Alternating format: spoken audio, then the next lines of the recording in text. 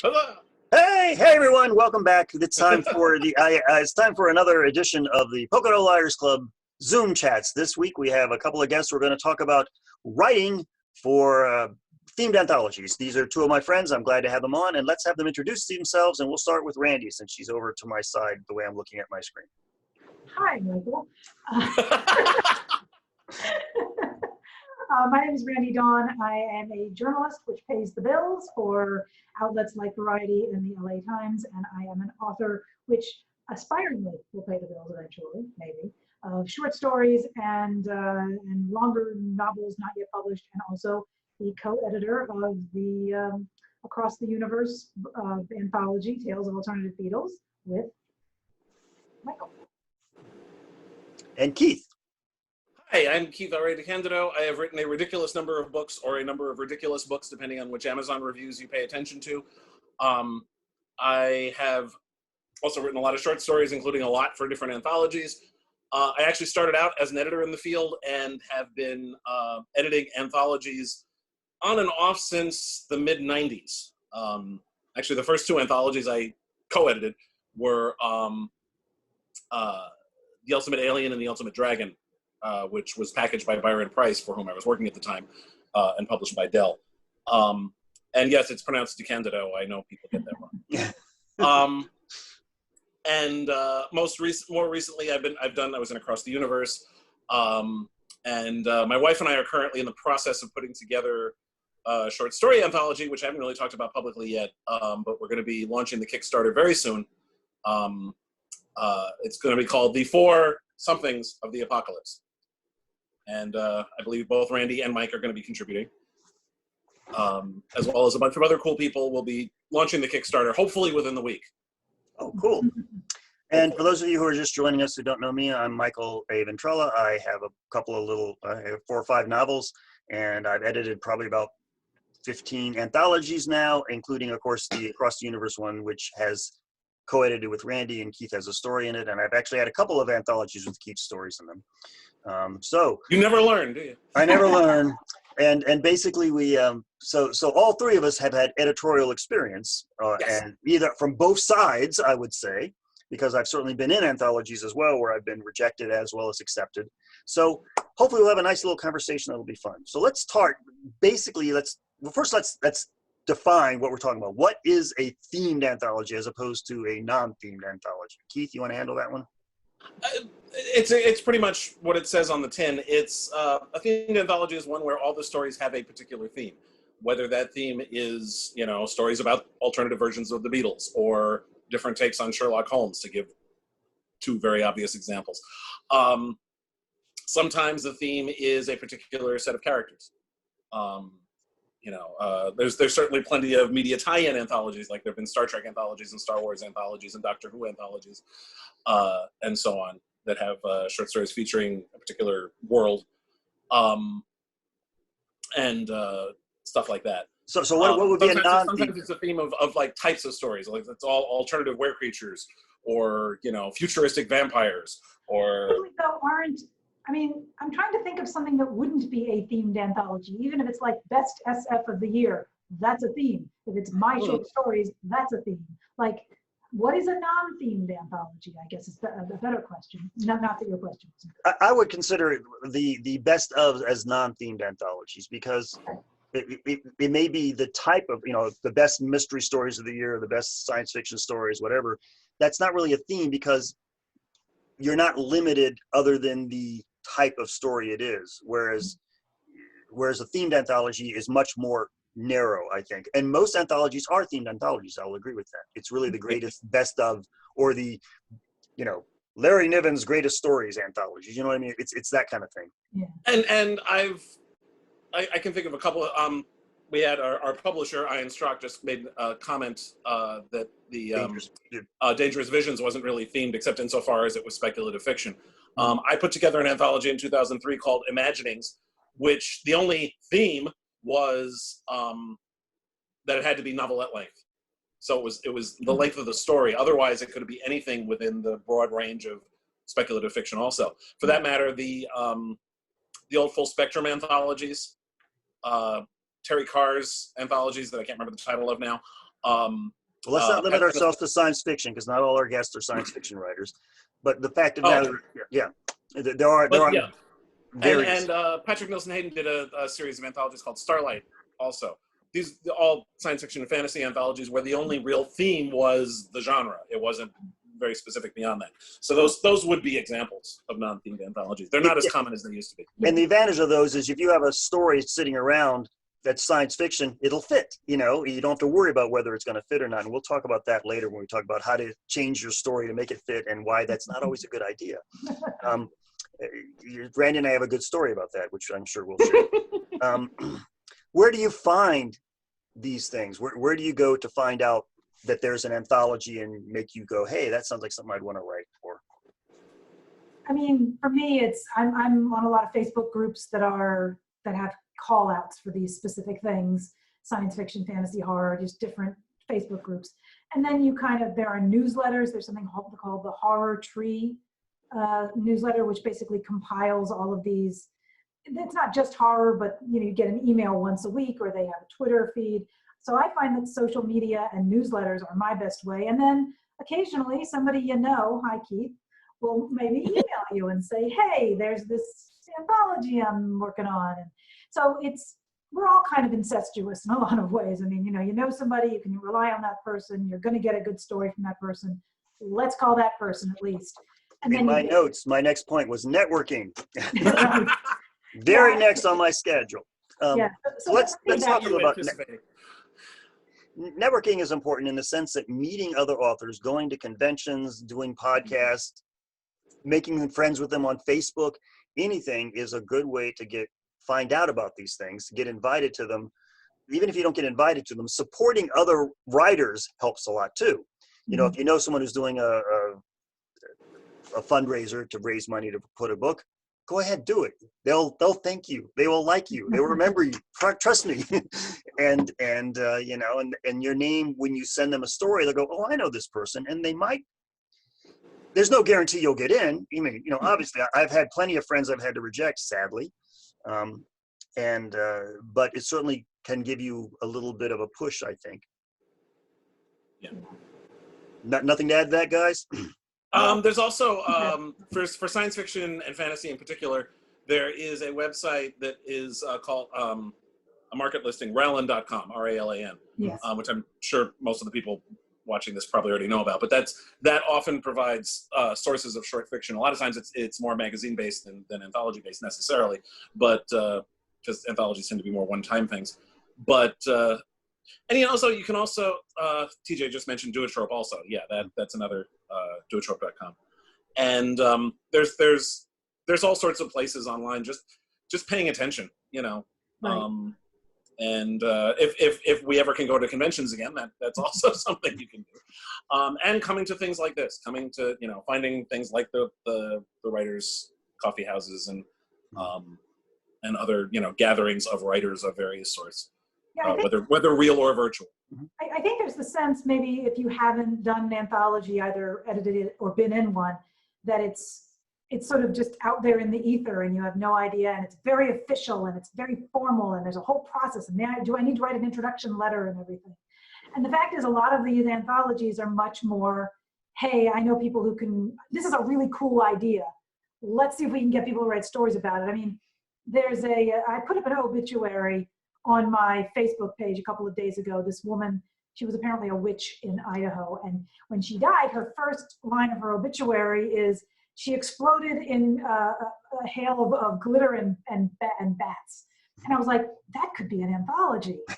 A hail of glitter and bats. Go write a story. And so I think it's just you get an interesting idea, and then can you coalesce enough funding for it? And then can you get the writers? So it's about knowing the people who are coming up with the ideas, maybe coming up with the idea yourself. Again, Michael and I have an interesting story on that level too. And look at and being in touch with the people who are going to make that happen. And you do that through cons, online, mailing lists. And let me just point out how it's really good to get into these anthologies because it's a great way to get your name out there too. Because, I've been in some anthologies with huge named authors, and I'm just shocked that I'm in the same anthology with some of these people. And it's just like, wow, these are people I read when I was a kid, and now I'm in an anthology with them. It just shocks me sometimes. And the key is, if you write a good enough story, none of the editors care if you're not famous. In fact, they want to find you. I like the idea that I might be the first person to publish some new author who's going to be big and famous someday, So don't be afraid, I guess is what I'm trying to say. If you see all these big names that are in an anthology already, don't say, oh, they'll never accept me. Maybe they will. And I certainly have accepted people who have never been published before. Mm-hmm. Yeah, it's kind of a nice level playing field on some levels. I mean, yes, a lot of anthologies do have invited writers. That's how you get your foundations. Can this book exist? But then out of the slush submissions that come in, it's great because you can sit next to the big boys on the bus or the big girls on the bus. And even if you're not a big girl or a big boy yet, and I love that level playing field because as I'm reading the book, yes, I might go to the author who I know best and first, but then eventually I'm going to try to read all the stories in the book, and you might really discover somebody who's wonderful that way. Carol has a good question. We'll get to Kevin soon too, but Carol says, when you consider theme ideas, do you think about what people are likely to buy? Oh yeah. No, because that's a zero-sum game. Because if we knew what people were going to buy, we'd all be much richer.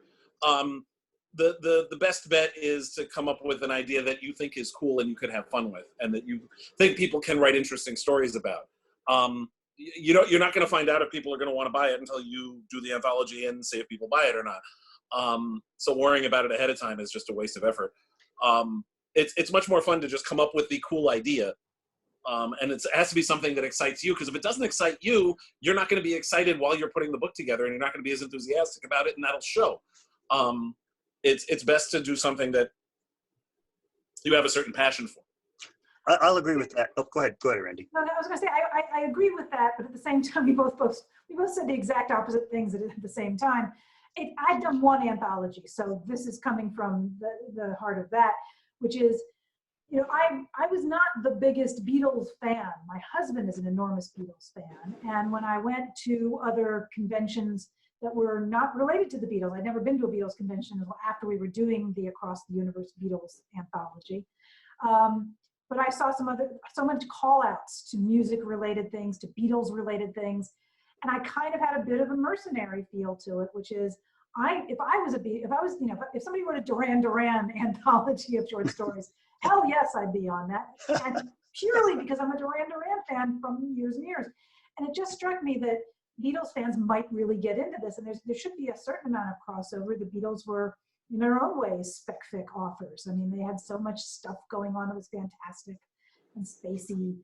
And it just seemed like a natural crossover. So on the one hand, I was passionate about it, but I'd be lying if I said there was no sense of how this would actually sell. Well, here's my version. The anthology I did before that was called Release the Virgins. And the idea behind that was, we came up with, I could tell the story, but it'll take too long. Ian will tell it, I'm sure. And if you buy the book, the story's in there. But we came up with the idea that every story had to have that word in it, Release the Virgins. That's actually 3 words. Phrase, okay. Yes, phrase, sorry. It's So it's not like you use words for a living. I had fun doing that. We put it together, and it sold great. It's my biggest selling. It even outsold the Sherlock books that I edited, I think. I'm not quite certain. I have to go back and look at the numbers, but it was very close. And then we had the idea of the Beatles story, and we thought, Beatles, there's so many Beatles fans. And the sales have been kind of disappointing, to be honest. They were not anywhere near the Virgin stories. So you never know what's going to happen. Randee and I were talking about doing other rock stars, maybe we could have one with all different bands, and we finally decided that's just not going to sell, I don't think. So I think we lost enthusiasm for that idea. To be fair, the book came out last December. And right before the virus. Yeah. And we did not get to go to cons or to Beatle Fest. And I'm not saying that we were selling gangbusters and then dropped off the cliff, but the momentum got a little bit skewered by real life. Yeah, we actually had a table for a Beatles Fest that was going to be in New Jersey, and then it got canceled, of course. So we might have had some good sales there, and the word might have gotten out. You're right, it might have sold better then. You never know, but the point is we do take that into consideration a little bit, at least. Whether it's even worth putting the effort into it. Mm-hmm. I don't know. I got coming up with an idea is the fun part, though. Of course, because I've got another anthology that Ian and I are working on, but I haven't announced yet. But we put that on hold because of the virus. So anyway, we'll talk about that. All right. Let's just talk about general. The Country Bear Jam anthology is dead. Yes, we're not going to do the Country Bear anthology. I'm sorry. Damn it. I was going to tell the story of Little Buford who got whooped on his head. I have general advice for people who want to write for anthologies, but I'd like to open it up and just talk in general. So, Randee and Keith, do you have some advice if you see that someone is doing a themed anthology? What advice would you give the author if they want to submit something besides the general advice of follow the guidelines, which is always like. That's the main one. Yeah, that's a big one. Yeah. And it seems self-evident, but you'd be amazed how self-evident it isn't. I'm sure all three of us have all sorts of entertaining stories about people who either didn't read the guidelines or didn't think they applied to them. Right. Those are my favorite. But you should make sure that you have a story you really want to tell. Yeah. Don't just do the story because you got the invite or you found out about it and said, hey, I want to be in this anthology, without there being a story there first. That's because if you're just doing it because somebody asked, you found out about it, and therefore, okay, I want to write a story for that, without there being some sort of inspiration for it, where some spark of idea there, it's a lot riskier and it's a lot harder to dredge up. You need the enthusiasm. You need the enthusiasm that comes with, oh my God, this is a great idea. I would love to do that. Yeah, to be fair, if you can see the idea and you can see the call out and then get the idea. Oh yeah, happens to me all the time. I think you have a much harder time if you've got a story and then you try to plug and play it into something else that it wasn't really designed for. I mean, I had no intention of writing a Four Horsemen of the Apocalypse story until Keith emailed and said, you want to do that? And then the wheel started turning and I'm like, oh, I will put my energies into that and see if I get anything. And I think I got something that might work. So we'll see if that gets in there. My story is going to have 4 lawyers. It's going to be called Horseman, Horseman, Horseman, and Horseman. Nice. Attorneys at law. No Bojacks though. Nice. No. Anyway, sorry. Go ahead. But yeah, I did the 4 rock stars of the apocalypse. There you go. It's whatever grabs you from that, and I think that's yeah. You guys are really embodying the whole write what you know thing with this, but that's fine. But let me add something to that. What Keith said and what you said, which is getting an idea. And one of the problems I saw in the Beatles one especially is you should not go with your first idea. Because I had so many stories that were submitted with, the Beatles sell their soul to the devil. Oh, that's a clever idea. Well, if it's the first thing that comes to your mind, it's probably also thought of by 6 or 7 other people. And even if I get 6 or 7 really good stories with that theme, I'm only going to use one. So you might write a really great story, and I'm going to go, as an editor, I can't have 2 stories with the same theme. Yeah. So don't go with your first idea, I think is important. Yeah, well, also just have backups, have all, alternative notions. And don't just have an idea, have a story. They're not the same thing. Right. When I see call outs, and they say, write a story, I think there was one actually out there about pizza and sleepovers or something. I try to think as far outside the box as I can. Whatever, like you said, whatever your first idea is, whatever that picture is in your head of going over to your friend's house for a sleepover and having pizza, that is the thing you're not going to write about. Find something that's maybe the complete opposite of that. Maybe the pizza people all get together and have a sleepover. That's not even a good one. But I mean, just it's a think outside the box concept. And that's why if the first thing that comes to mind is, Deal with the Devil and the Beatles. Now, we did have a very good story in the book that made it that way. We knew we were going to probably have one at least. Mm-hmm. But yeah, if you want to be considered, come up with the thing that maybe not 100 other people have already thought about. I want Keith to follow up on something he started to say there, which was that make sure you have a story and not just an idea. Mm-hmm. Yes. Stories and ideas are not the same thing. The idea is the foundation on which the story is built, but unless you actually have a story, all you've got is a hole in the ground that looks like every other hole in the ground. You need to actually have a plot with a beginning, a middle, and an end, and where things happen. You're not. that's why I always, whenever people say they're worried about somebody stealing their ideas, is that it's not a commodity worth stealing. The idea is nothing. The idea is the easy part. Right. It's and the less relevant part. What matters is the execution of the story. So yeah, it's not just having a good idea. You also have to build a story off that idea that's compelling. And it feels like, at least for the anthology that Michael and I worked on, we got many entries where it felt like this was dashed off.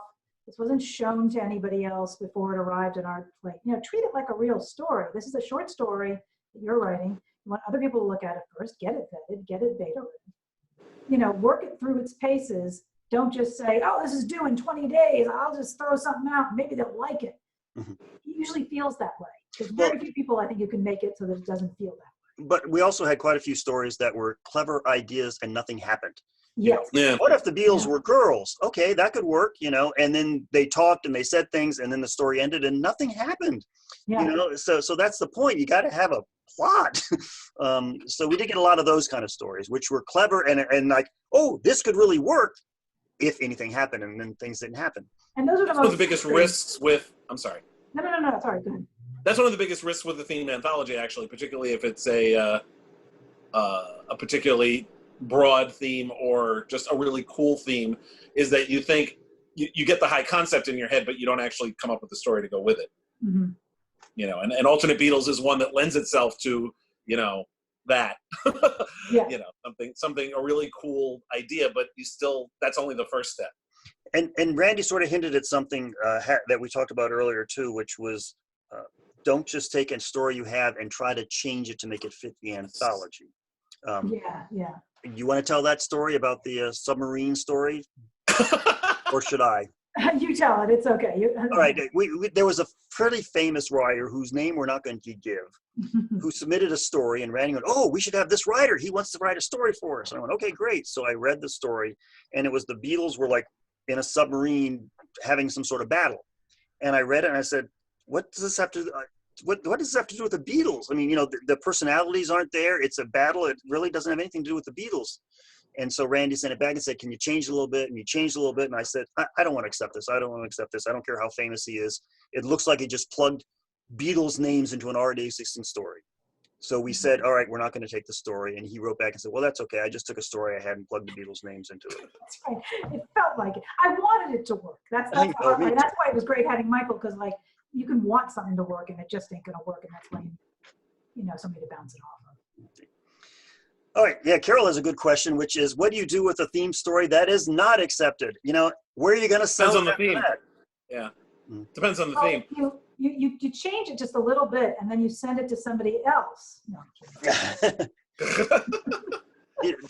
when I'm talking to editors, quite often they will say things like, obviously someone just did a theme story about fractured fairy tales, because I suddenly got a whole bunch of stories about fairy tales. And that happened to me with my fantasy anthology. At one point, someone must have had an anthology about court jesters, because I got like 4 court jester stories, all of which were the court jester falling in love with the princess for one book. And I went, somebody out there must have had an anthology about that, so they didn't sell it one place and they tried to send it to the other place. And the answer is, I don't know what you do with the story. Well, as somebody who's written for certainly more than I've edited, and more than I've even been accepted to, just as it doesn't work in one place doesn't mean it won't work in another place, but you still have to stand back and look at it as its own story, as if you hadn't already written for somebody else, and say, all right, well, look, why did it fail at the last place?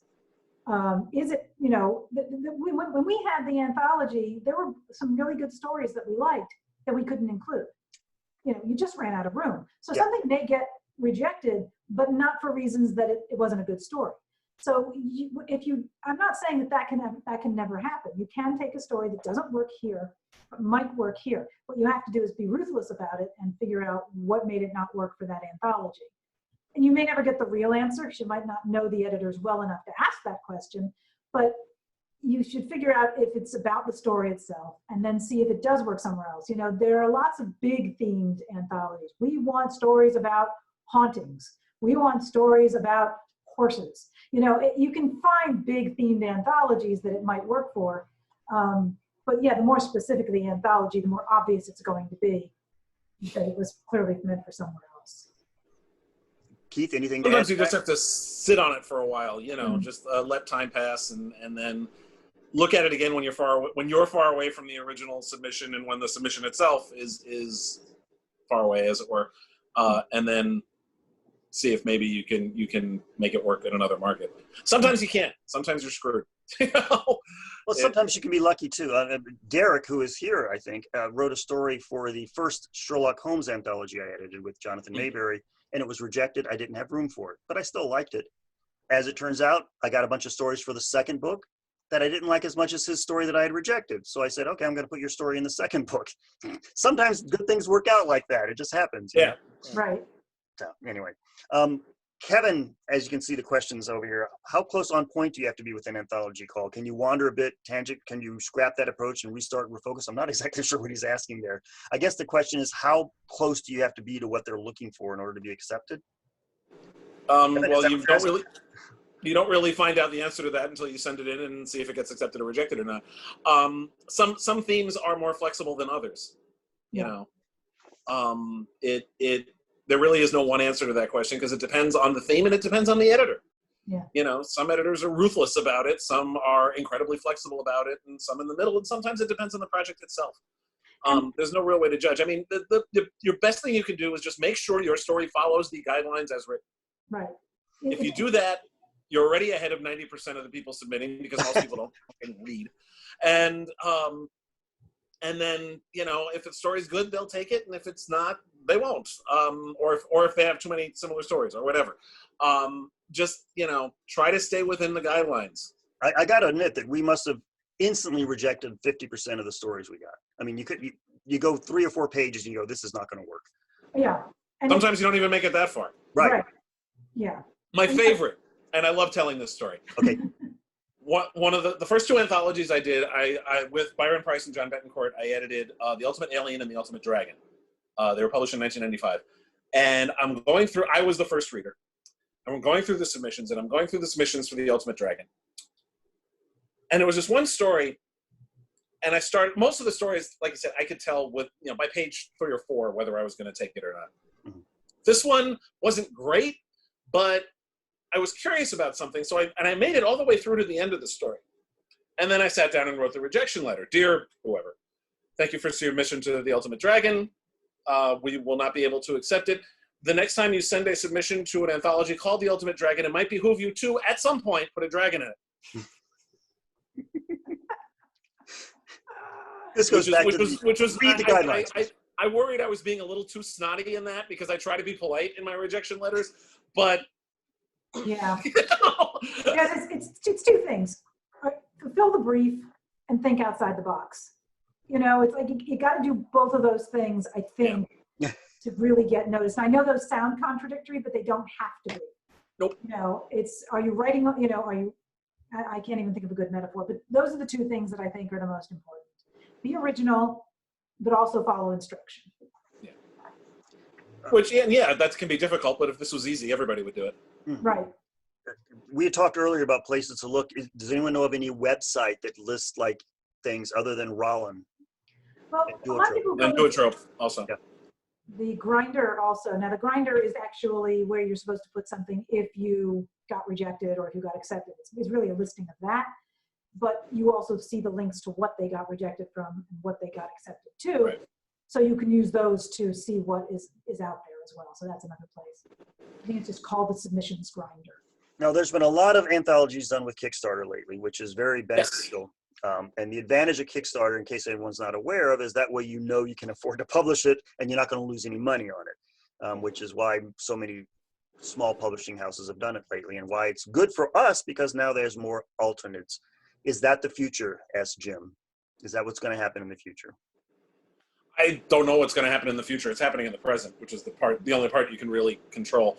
I mean, it's working for now. How long it will remain a viable option, I have no frippin' clue, and neither does anybody else. It'll keep working until it stops working, and then we'll move on to something else.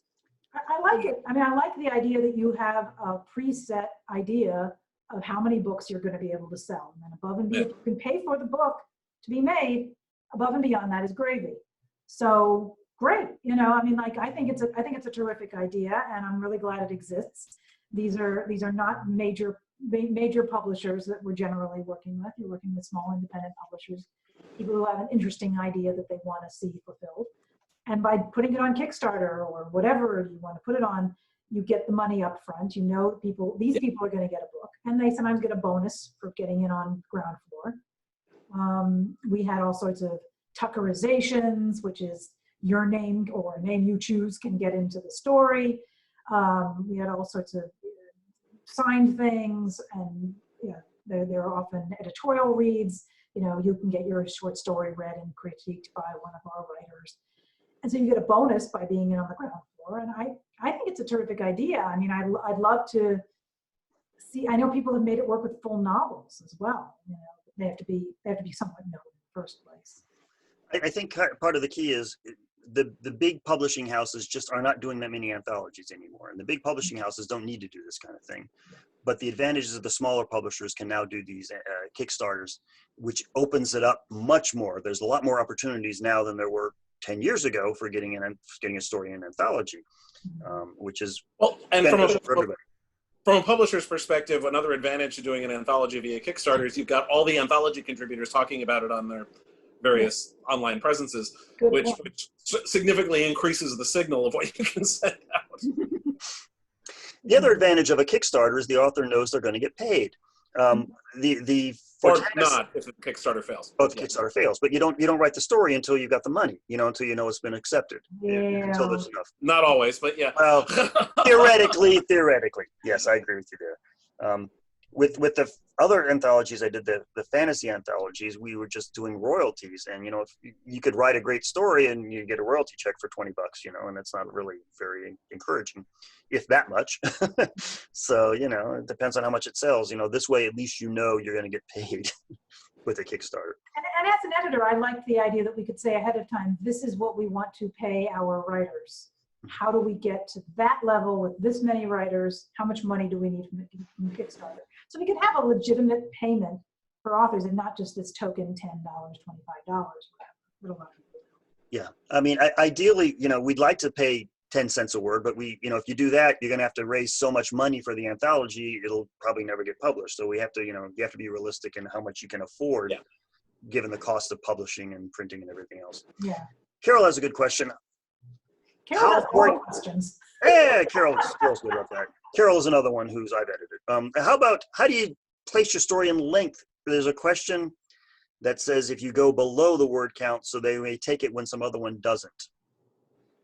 In other words, write shorter stories, because what happens is if we only have 90,000 words we're going to fill, it's easier to fill short stories, really short ones, than it is if you write a 20,000 word story. They're not going to accept it. Well, I remember all the math that you and I had to do, Michael, when we were doing this, because when we first put it out there, we're like, I don't know if we had a hard word limit. We just said, we're going to pay you by the word. And then it became clear that, like, some people were submitting 8,000 word stories, or, you know, they were quite long, and we're not going to have too many of those anyway, but it became a juggling act. Like, how many authors are we going to have, are we going to be able to include? How many words can we pay for? And then figuring out the balance between those things. And we eventually, I think, said, if you go up to a certain word limit, you get this amount, and then after that, you're not getting paid extra. Yeah. And then we could decide based on space that we could do that. But that was something I hadn't thought about before we started, was the juggling of the word count versus the block payment. And I remember one of the Star Trek anthology. I put together 3 Star Trek anthologies back in the early 2000s, and for the third one I did was called Tales from the Captain's Table, and to my surprise and to my great annoyance, most of the stories came in short. And I was looking at a much too short anthology, and I had settled on which I had already assigned everything and knew which captains were going to be in this book, so I couldn't add stories to it. And then there was one story that hadn't come in yet, and he calls me and apologizes. He said the story's running a little long. And under any other circumstance, I would have been pissed about that. But it's like, thank Christ. Thank God. Now the book will actually be a decent length because you wrote a very long story. It was a good story too. That's happened a couple of times actually, where the word count I thought was going to come in really short, and then somebody was late because their story was really, really long. And of course, the opposite problem has happened too, where somebody like I did with Jonathan Mayberry, I did one of his V-Wars anthologies, the shared world anthology that he did that was later made into a Netflix series. I was told initially the story should be about 10,000 words, but you could go up as high as like 12.5. You know, it was they were looking for longer pieces specifically for that. Then after I turned in the manuscript, I was told, no, all the stories can only be 10,000 words, no more. Please cut 2,000 words out of it. That'll happen. One thing I guess we'll get around to, but I guess there's no reason we can't segue into it now also, is what I learned about anthologies by being an editor. Because having not done an anthology, I guess I hadn't really pictured the whole box. You know, I've been submitting to write, just in submitting, and I would be like, well, I guess they didn't like it because it wasn't a good story. And I didn't realize there were all these other reasons why it might not work. I also didn't quite understand why word limits were so important. I mean, yes, you're not going to turn in a novella for a short story anthology, but why did it have to be a cutoff at 3,000, 5,000, whatever? And then I didn't understand also why it took so darn long for them to get back to you.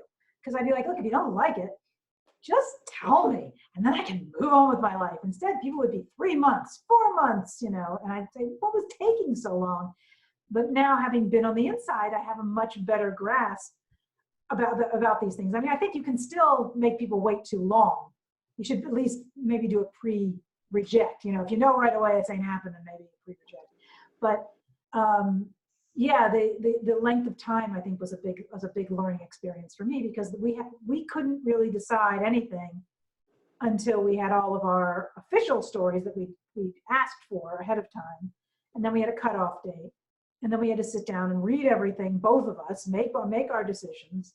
Yeah, yes, we had like a yes pile, we had a no pile, we had a maybe pile, or a yes for only one of us, but a maybe for the other. And then we had to sort through those things and make the hard cuts. You really can't let anybody go until you know for sure that you filled the book. So that was a real learning experience for me that I didn't have as a writer. And I'm wondering, did you feel that way too, Keith, the first time you did an anthology? Oh yeah, well, the first two that I put together, I was doing it while I was as part of my duties as an assistant editor at a publishing company. Mm-hmm. So I was doing it in collaboration with two other people who had done plenty of them. So that helped. Mm-hmm. And I had their guidance and then Lorianne Gilman and I put together Otherwhere. And again, she worked for the publishing company, so that helped a lot as well. But the thing that I enjoy the most is figuring out what order to put the stories in, because that's an art. That and it's like making a mixtape. Yes, exactly. It's exactly what it's like. And or for the younger people, there a Spotify playlist. Same. The making sure one story flows to the other. Plus, there's lots of other things you have to consider. You don't want to put all the long stories back to back. You want to mix it up with the longer and the shorter ones. Ideally, you want to probably, especially if you have, this is one of the things I learned early in the first couple that I did. If you've got enough stories that the table of contents goes onto a second page, you probably want to make sure that most of your famous people are going to be on the first page of the table of contents. Mm. And just in general, you want your famous people toward the front of the book for the most part.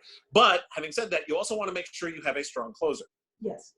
The hardest part, the most important part, is picking the right first story and the right last story. Not everybody necessarily reads the anthology in order, but most people do, because that's how we work. We're linear. And you want to make sure that you start well and you end well. Yeah. It was interesting with the Sherlock book, because the stories that I picked for the first stories weren't necessarily my favorite stories, but they fit the theme best. So they Right. got the feel for the anthology out in that first story. Then I could break away and do the more weird stories. You know, I had to do the more traditional one first, I think, to get the feel of the anthology right. So yeah, there's an art to it, and that's the fun part. I agree with you there. We got lucky with Across the Universe because we only ended up with 2 reprints, one of which walked in the door. Like we had reached out to Spider Robinson. Can we use your Beatles story from the 1970s in the book? And he said, yeah, well, so that's a reprint. Great, got Spider now in the book. And then I'm already blanking. It's Gregory Benford, isn't it? Yes. Yeah. Gregory Benford just emailed us out of nowhere and said, I have a Beatles story that you could reprint and you could have this. And we're like, ooh, we could have it. And then Have it for free? For free. Yeah, we will take it. Thank you. But they both involved sort of dealing with John in the afterlife in both. And so they weren't literally the same story, but they both kind of had a similar theme, and it just worked out perfectly that they could open and close the book also as both of our reprints. They had all these things in common. So the bookends for this book, as it were, really kind of just fell into our laps, which was amazing. Ian said we did pay Gregory. I'm sorry. Oh, we did? We ended up paying him. I'm sorry. Okay. Ignore me on that. Okay. He's the guy who wrote the check, so he knows. That's right. He will know. He will know. Helps Back in 2011, I was in an anthology called Tales from the House Band, which was edited by Deborah Grabian and published by Plus One Press. The House Band? The House Band. House Band. Okay. Tales of the House Band. Yes. It obviously music themed, in case that wasn't obvious. And I did a story, one of my many urban fantasy stories set in Key West. And when Deb told me that story, which was called Ragnarok and Roll, was going to be the closer for the anthology, I was like dancing around the apartment for a week, because that's a place of honor, it really is. Absolutely. No, one of my stories was accepted for a pirate anthology, and it was the opening story, and I was so happy, and then it turns out it was in like this really minor little book, and I don't think I've ever gotten any royalties from it at all. It's so minor, and it's like, oh well, it's nice being the first one. I was just starting out. It was like my when I worked for Byron Price, I put together a bunch of Marvel Comics anthologies. They were nominally edited by Stan Lee, which meant Stan wrote an introduction and I did all the work. But yeah, that was me and Jonathan. Yes. Yeah. But I mean, it was totally worth it, and Stan was great to work with. There was one anthology, a Spider-Man anthology we did, where I actually picking the order of the stories was less complicated because we were doing the stories chronologically. It was stories from throughout Spider-Man's history, from the beginning of his career all the way to the present at the time. And so the order of the stories was fairly easy to do, except I cheated because technically if I obeyed the chronology, I would have had to put a particular story last. But Adam Troy Castro wrote this amazing story called The Stalking of John Doe, which I still maintain is one of the 10 best Spider-Man stories told in any format. That had to go last. I couldn't ask anybody to follow that story, if nothing else. So I kind of cheated and switched it with the other one and said, these 2 stories take place recently in Spider-Man continuity, and sort of papered it over, But I had to break my own rule for that one because Adam's story had to be the closer. I should mention as well, for those of you who are thinking of submitting to anthologies, we usually, with the Kickstarters, we get some big names because that's how you raise the money for the Kickstarter, obviously. Yeah. People are going to say, oh, Spider Robinson's in this, I want that, and that'll help us raise the money. The problem with that is sometimes the stories we get submitted in the slush pile are better than the ones from the famous people. So don't read it and go, why did they accept this? I know my story's better, and maybe it is, but gotta, that's anthology wouldn't exist without. Right, and that's why sometimes money does come into play, as we talked about earlier. But I was gonna actually try and bring this up, and not to name names or anything, but have you guys worked with authors who either repeatedly or more than once at least turn in or asked to be in a book because their names, and it repeatedly turn in below grade work or turn it in late or turn it in poorly, that you then say, I ain't working with that person anymore. Have you done that before? Sure. Yes. And once more, I'm not going to say any names. Yeah, I'm not saying names here. No. Oh, sure. It happens all the time. there are a couple of times when I was working for Byron Price where I was kind of basically bullied by my boss into working with somebody. That happened a couple of times, but overall, yeah, no, it's I'm always and I'm always willing to give somebody a second chance, certainly, just because sometimes they didn't necessarily bring their A game for that story, and it happens. You know, not every story is going to be their best. Rarely do I give a third chance. Yeah. You know, I mean, one bad story isn't enough to get someone on my ship list, just because, like I said, stuff happens sometimes, you know. But Marianne has a question about anthologies for young adults or younger children. I don't know of any. Do you guys know of any? And does anyone in our chat room know of any? I don't know enough about that field to speak authoritatively on it. I had a YA story in a YA anthology, but I didn't have anything else to do with it other than that. I mean, is there a more specific question? Where can you find a list? Is there a special place to get a list, or is it just going to be on the same list as everything else? Probably. I think same list as everything else. I mean, YA is read by so many adults these days that there's a very good chance that, unless, you know, middle grade would be a different story. But YA, I think you'll find it more or less where everything else Yeah, is. she's asking if there's a market for it. I'm sure there is. Oh, sure. Yeah, you just Definitely. where to find it, I'm not sure. Carol asked a question earlier. I don't know if we sort of answered this, but about making joint decisions. Randee, do you want to talk about how you and I had to figure out how much we argued over certain stories and things? Yeah. I assume you did like lots of thumb wrestling. But. Yeah, well, it was all online thumb wrestling because, you know, she's in New York and I'm out here in the Poconos. Yeah, we did all this through Google Docs and everything. I mean, you know, like I was saying earlier, we had a couple of different folders in Google Docs, and basically, if either one of us read a story and said no, we would put at the bottom of the story in red letters or whatever. He had blue and I had red, or I had blue and he had red. But we put no, and we move it to the no folder. And that doesn't mean one of us can't read it and then make an argument for it. But if either one of us really just blatantly said no, we're getting so much stuff in here, we're probably not going to revisit that. That's it. That's kind of it.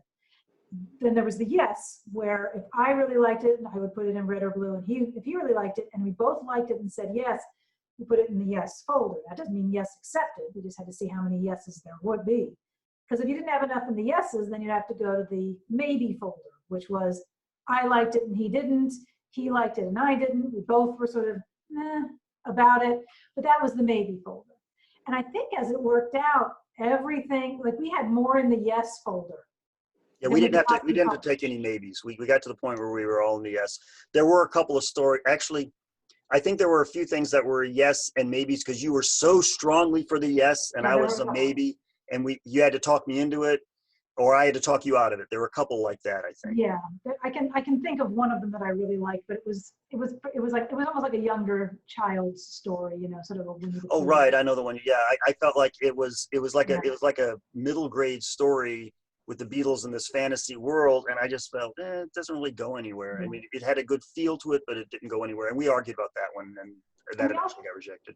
And we also sort of had to distill at some point: are these stories about the Beatles, or is it about like a song of theirs, or is this story inspired by them, but not actually featuring them?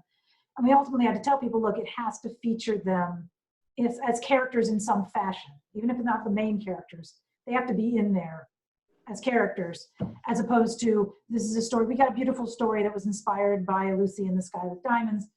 Didn't have them in it. I really like that story. If we were to ever have done a volume 2 that would be more focused on the songs, I would say, yeah, let's take a second look at that story. But it just didn't. It was a good story that didn't fit. Yeah. So that was our That happens. One of my one story I wrote for an anthology that got rejected wasn't because the editor didn't like the story. It's that it wound up not fitting. Gene Cavellos put together a Van Helsing anthology in 2004 because there was going to be a Hugh Jackman Van Helsing movie, and of course nobody had seen it yet, so people thought it might be good. And and it sort of, she did a Van Helsing anthology to sort of ride that wave, because you do that. And I was the only person who submitted something funny. Mm.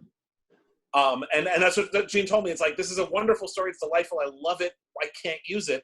And when I read the anthology when it came out, which was excellent, by the way, it was a really, really tremendously good anthology, but all the stories in there were really heavy. Mm. It was a really strong horror anthology. And my little 1,400 word all dialogue story called A Vampire and a Vampire Hunter Walk into a Bar really didn't fit. I wound up selling it to Amazing Stories later, so and it got reprinted like 3 or 4 times. I would make the argument that a little levity in the middle of all that heaviness would have worked. Yeah, I like I said, I read the anthology and I saw the point. It wouldn't have fit. It would have stood out like a sore thumb. How much time are you willing to put in on helping a story? Let's say you have a story that you like, but it's not quite there. How much time do you put in to try to fix it? And to me, it depends on, there's no right answer. If it's a story that I really love, but I say, but it needs fixing, and I know if you fix it, I'm going to love it, I'm going to want it, I'm going to put the effort into it. Yeah. If I'm doing an anthology like my fantasy anthologies, I didn't get hundreds and hundreds of stories. I couldn't be as picky. And in that case, I'd get a story and I'd go, well, yeah, this could work if we touch it up a bit. And those, I did a lot more work on my fantasy anthologies writers, who mostly were brand new writers because I wasn't paying them anything except royalties, than the other anthologies. So it depends, Yeah. I can think of one case for an anthology I put together. It was a Doctor Who anthology, actually, that I did for Big Finish back in 2008. And there was one story that really needed a certain amount of work, but I thought it was worth it because there was a good story in there. It just needed another round of revisions. It needed some editing, and I was willing to put the work on it because I knew there was a strong story buried in there, and it just needed to come out, and I think it did in the end. I had to fight for it too because the editors at Big Finish were like, "Why don't we just cut that story?" It's like, no, just a story. If I feel strongly enough that that it's worth salvaging, then yeah. But once more, if I only have so much room, and I have a story that needs a lot of work and a story that doesn't, Yeah. Oh yeah. Then you're going to pick the one that doesn't need a lot of work. When I was putting Imaginings together, it was an open call, and I was only taking 10 stories out of a huge pile of submissions that I got, and narrowing it down to the final 10 was really hard. I could have created a second volume from the ones that were this close.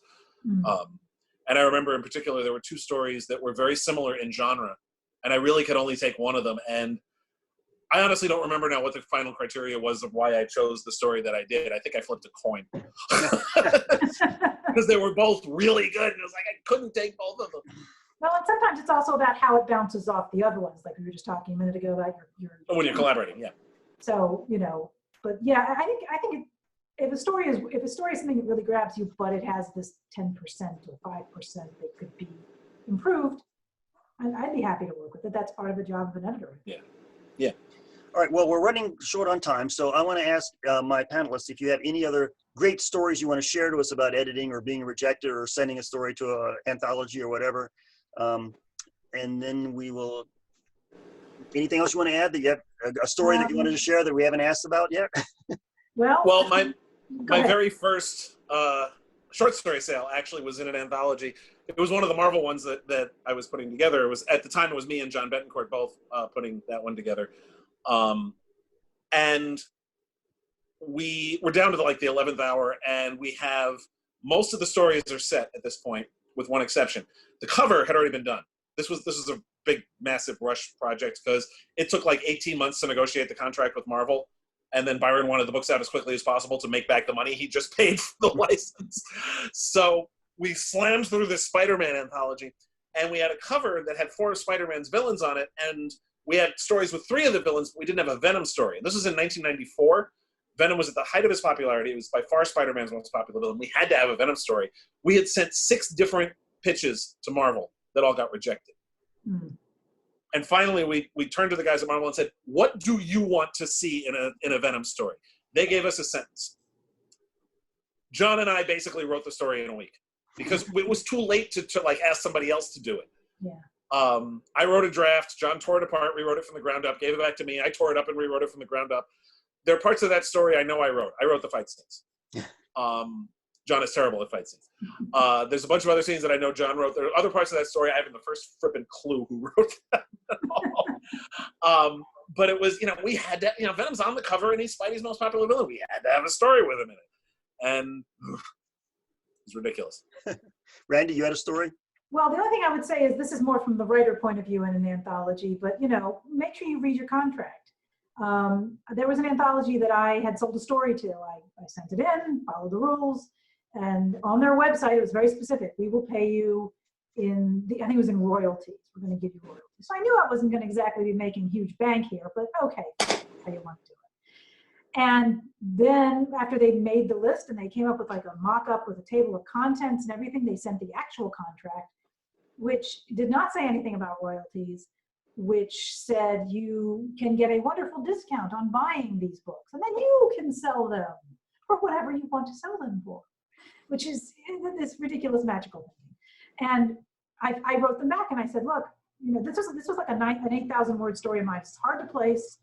I've had it for a while, but no, I don't agree to this anymore. I'm not signing your contract. And they took it out. And I sent their information off to Writer Beware and everything because it was very much a bait and switch. But if you go on Amazon today, not that my name sells anything, by the way, if you go on Amazon today and you look up that anthology, it's like the Creepy Collection or something. My name's still on the list of authors. This is how bad they are. And I have now sold that story, and that story is coming out later this year, so yay. But it was really hard at the time because I had to decide. I want to offload this. I've had it sitting around, but I'm not going to do it just so that I can buy and not very much discounted books that I could resell. And somebody with a half a brain could look on Amazon and say, this book is actually less on Amazon. So, look at your contract. Make sure you're actually getting what you want, and don't pay to be published. Oh, never. There are a lot of anthologies that want to do that. Never. The money goes one way. You're better than that. I got into one anthology, and actually I will name it. The Heroes in Hell series by Janet Morris has been around forever. It's won all kind of Hugos way back when, and she's still keeping it going many years later. And I got a story in her anthology, and I was so happy. And she said, I love the story because I didn't have to edit it. And I said, okay, that's good. And she asked for more, and I have never seen a royalty check or a statement or anything, so I haven't sent her anything else. Okay. Of course, by now the rights have come back to me, so I'm, I'm going to republish it, so that's fine. All right, well, we can talk some more. There's a couple more questions, but we'll do those off because we don't want to have the recording go on for much too long. Okay. So if you guys will stick around a little bit, we'll have a more conversation. And those of you who are watching us, this is the Pocono Liars Club Zoom chat. And before we leave, Randee and Keith, tell us where they can find you. Randee? I am at randeedawn.com. That's RANDEEDAWN, just like my name on the screen here, .com. And I have my articles there. I have my books and links to buy them there. And I have a blog that I sometimes update, but I also have a newsletter that you can sign up for. And that I tell you where to find everything you might need just by being on the newsletter. And anywhere you find Randee Dawn on Twitter, on Facebook, that's going to probably be me too. Keith? You can find me, best place is DeCandido.net, DeCandido, as you see there, .net. That right now is a very primitive website, although I am in the process of having it redesigned and actually making it into a website that doesn't look like it belongs in the 20th century. But currently it's a link dump. It'll take you to my blog, my Facebook page, my Twitter feed, my Instagram account, my Wikipedia page, my writings for Tor.com, ordering links for my most recent books, as well as general ordering links on the various book dealers. It's pretty easy to find me online. I'm the only Keith DeCandido that's likely to turn up if you search for that. Just check me out there. I'm pretty active on Facebook, Twitter, and on my blog in particular. So feel free to show. And I write a lot of, like I said, do a lot of pop culture commentary for Tor.com. And I'm Michael Ventrella. If you do a search for Michael Ventrella, you might find me, but you might also find The World's Biggest Loser. Remember that TV show from quite a few years ago where the guy loses weight? Yeah, it looks like the guy who won quite a few years ago was named Michael Ventrella. So, ignore those links and look for the book writer, the guy. Michael Ventrella, Biggest Loser. I love it. All right, thank you, everyone. We're going to turn off the recording now, but we're going to stick around a little bit longer. So thank you, and in 2 weeks, we'll have another one. Bye-bye, everyone. Stopping recording now.